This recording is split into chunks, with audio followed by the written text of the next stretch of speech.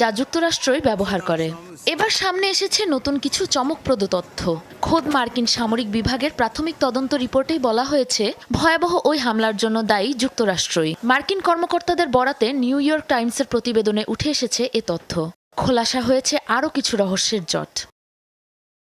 তদন্তের সাথে সংশ্লিষ্টদের দেওয়া তথ্য মতে, মার্কিন সেন্ট্রাল কমান্ডকে হামলার স্থানের পুরনো কোঅর্ডিনেটস সরবরাহ করেছিল ডিফেন্স ইন্টেলিজেন্স এজেন্সি। মূলত স্কুলটির পাশে অবস্থিত ইরানি সামরিক ঘাঁটি ছিল টার্গেট। সেখান থেকে প্রায় 1 দশক আগে আলাদা করে দেওয়া হয় স্কুল ভবনটির সীমানা।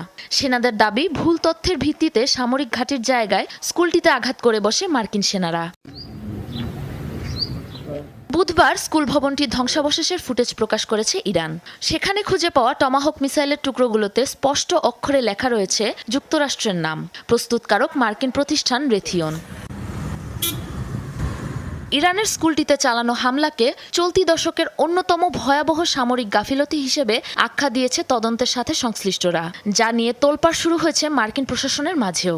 এরই মাঝে মার্কিন প্রতিরক্ষা মন্ত্রী পিট হেগসেথ বরাবর তদন্ত ত্বরান্বিত করার দাবিতে পিটিশনে স্বাক্ষর করেছে অন্তত 46 সিনেটর।